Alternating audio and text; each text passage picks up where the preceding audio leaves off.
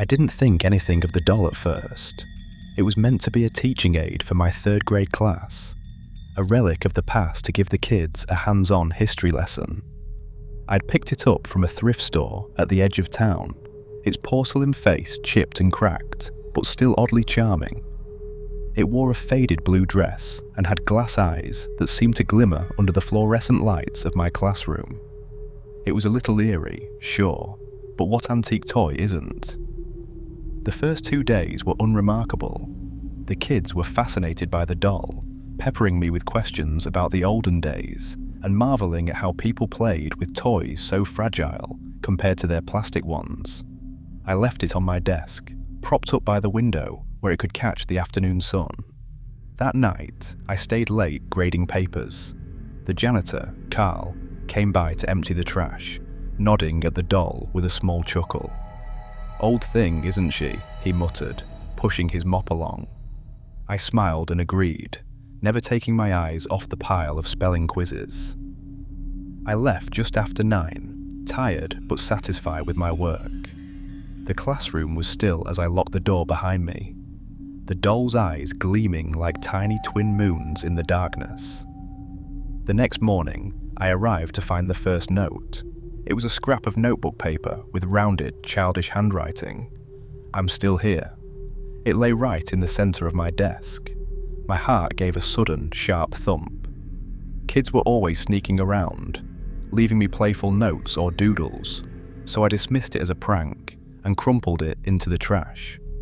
But then there was another note the following day. "You shouldn't have brought me out." This one was scrawled on the back of an old math worksheet, edges torn and yellowed, as if it had been sitting around for years. The air felt colder as I stared at it, the message making the hair on my arms prickle. I asked Carl that evening if anyone had been in the classroom after hours. "Nope," he said, shaking his head with a sincerity that only deepened my unease. "I lock up right after you leave, and no one's got a key but you and the office." That night, I sat at my desk long after the students left, the doll facing me like it was waiting for something. The wind outside howled, rattling the windows. It was just nerves, I told myself, probably one of the kids trying to be clever. Then the lights flickered, casting shifting shadows across the room. I froze as I noticed a piece of paper sliding out from beneath the doll's chipped feet. It skittered across the desk as if pushed by an unseen hand, stopping only when it touched my trembling fingers. The handwriting was messier this time, like a frantic plea. "Let me go back." I grabbed the doll and shoved it into the storage closet, slamming the door shut and locking it tight. I spent the rest of the night at home, heart pounding, ears straining for any creak or whisper in the silence of my apartment. I didn't sleep. The next day, the notes were gone. The doll sat in the closet, eyes dull, like it had never moved at all. I donated it back that afternoon, barely looking at the shopkeeper as I said, "I hope it finds a better home." Carl never mentioned it again, and neither did I. But sometimes, when I'm alone in the classroom, I swear I hear a faint scratching at the storage closet door, followed by a soft, childish giggle.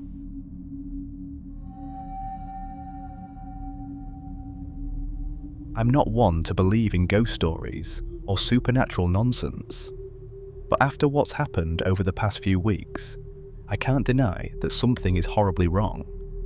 I'm posting this because I need someone, anyone, to tell me I'm not losing my mind. A month ago, I won an online auction for an antique doll. It was the type that would catch any collector's eye. Porcelain skin cracked with age, glassy blue eyes that seemed almost too real, and a faded, hand-sewn dress with tiny lace details. I thought it would be the perfect centerpiece for my collection, which until now had been a pretty tame hobby. The first sign that something was off was subtle. The night I placed the doll on my display shelf, the living room lights started flickering. I brushed it off as an electrical issue, telling myself I'd call an electrician in the morning. But the next day, as I passed by the shelf, the lights dimmed again. It felt like a coincidence, or so I tried to convince myself. Then the scratching noises began, At first, I thought it was a raccoon, or maybe mice in the walls. Late at night, as I lay in bed, I'd hear this faint, incessant sound, a tiny, desperate clawing that seemed to come from all directions. I put out traps, set up cameras, nothing. Each time, the footage showed only me walking around in frustration, the traps untouched by morning. One evening, I came home after a long day at work and found the doll on the coffee table. My heart thumped uncomfortably in my chest, and I laughed nervously. I must have knocked it off the shelf in my haste this morning, I told myself. I put it back, careful not to look directly into its lifeless eyes. That night, the scratching grew louder, closer. When I woke up to find the doll on my nightstand, facing me with its tiny hand slightly outstretched, my breath caught in my throat. I didn't remember moving it. In fact, I knew I hadn't. The idea of sleep became laughable. I sat on my bed, eyes darting to the doll and back to the shadows of my room. Minutes turned to hours. Eventually, exhaustion overtook me, and I must have dozed off. I woke to a sensation so cold that my body jerked awake. The doll was no longer on the nightstand. It was on my chest, those glassy eyes boring into mine, its outstretched hand clutching the fabric of my shirt. I screamed and shoved it off. It hit the floor with a sickening thud and rolled, face down, one arm twisted behind its back. For the first time, I noticed tiny hairline scratches on my bedroom floor, the same directionless clawing I'd heard for weeks. I grabbed the doll, wrapped it in a towel, and drove to the nearest dumpster, flinging it in without a second thought. I watched it fall, limbs contorted, eyes still staring up at me as the lid slammed shut. It's been 3 nights, and the scratching has stopped. The lights stay steady, but every time I close my eyes, I see that porcelain face, those tiny fingers reaching, and I swear, somewhere in the distance, I still hear that sound. It's faint, but it's there.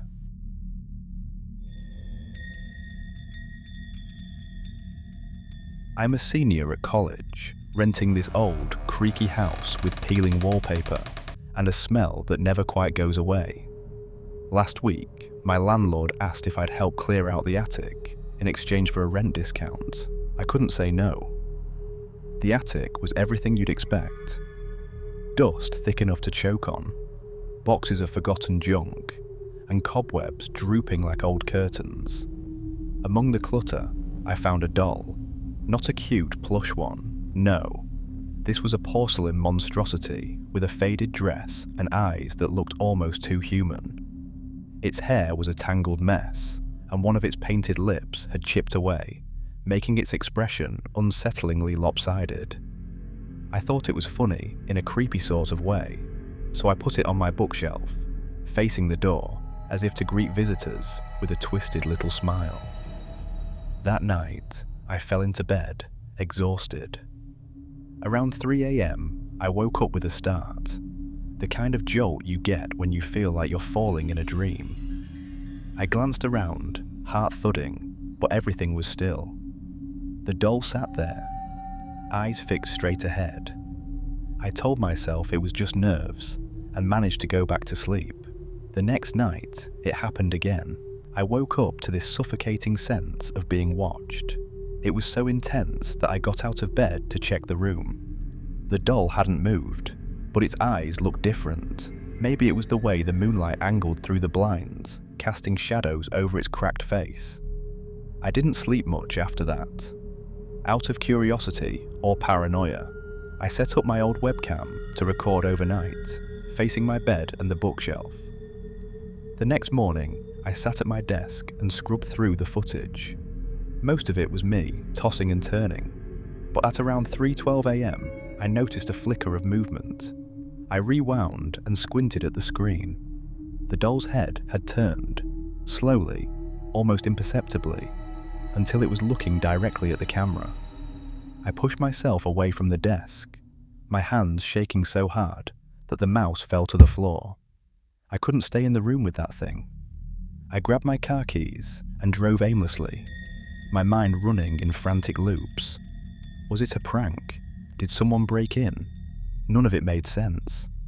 By the time I returned, sunlight had started to seep through the clouds. I steeled myself, walked back in, and saw the doll sitting exactly where I'd left it. Its head was facing forward again, like nothing had ever happened.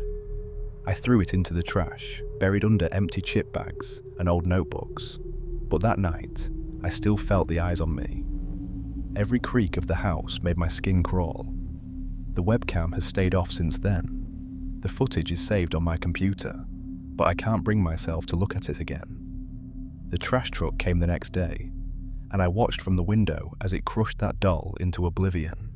The feeling of being watched has faded, but some nights, I wake up at 3:12 a.m. on the dot, heart racing, convinced I'll see those eyes watching me from the shadows. Thank you for watching. Please like and subscribe and check out my other content on the screen now.